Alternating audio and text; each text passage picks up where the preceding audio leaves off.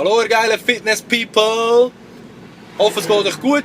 Jay und Mike, mir geht's tiptop. Über was ich heute mit euch rede ist HIIT-Training, HIIT. Das heisst High Intensity Interval Training, genau. Und viele Leute wissen nicht, was das genau ist und darum erkläre ich euch jetzt das. HIIT-Training ist eigentlich nichts anderes als Cardio.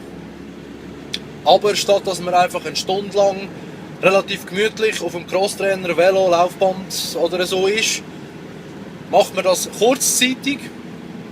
Also das heisst, bis zu einer halben Stunde ist so die Grundregel.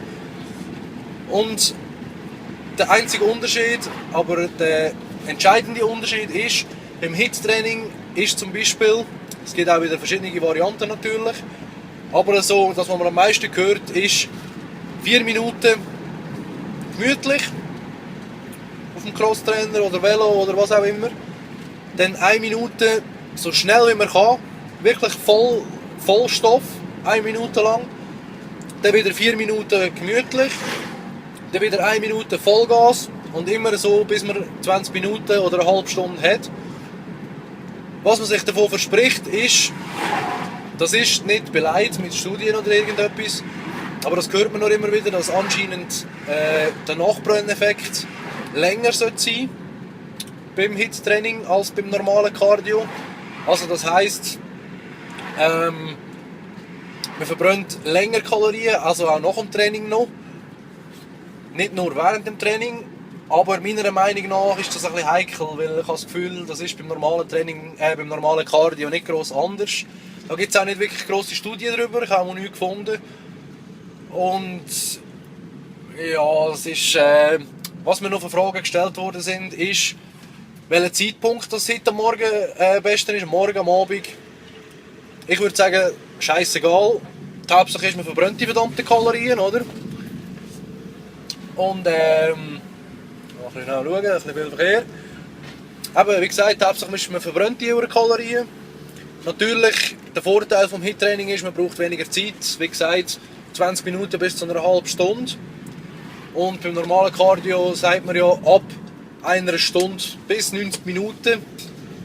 Und sind wir ehrlich, ich habe einfach keinen Bock, 90 Minuten lang Velo zu fahren oder 90 Minuten lang Crosstrainer oder was auch immer. Und dann kann es noch so einen schönen Fernseher vorne haben oder was auch immer. Ich habe einfach keine Lust drauf.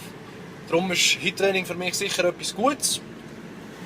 Was der Nachteil ist vom HIIT-Training, es kann nicht jeder machen, also jemand, der wirklich völlig unsportlich ist oder sehr übergewichtig oder so, für den ist es vielleicht nicht so gut, auch fürs Herz, und würde ich es jetzt nicht unbedingt empfehlen.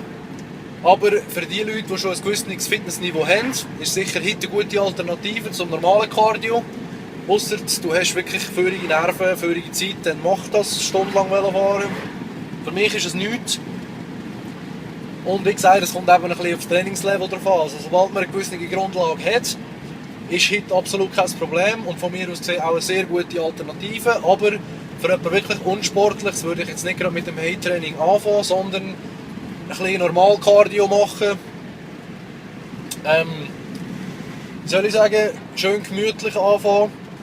Weil am Anfang ist das natürlich, wenn man wirklich noch nie Sport gemacht hat und dann gerade so anfängt, Vollgas, dann ist es eine riesen Belastung, nicht nur für die Gelenke, sondern hauptsächlich fürs Herz, wo dem Druck einfach nicht gewachsen ist, oder? Und von dem her finde ich das eigentlich nicht so eine super Idee für nicht so fitte Leute.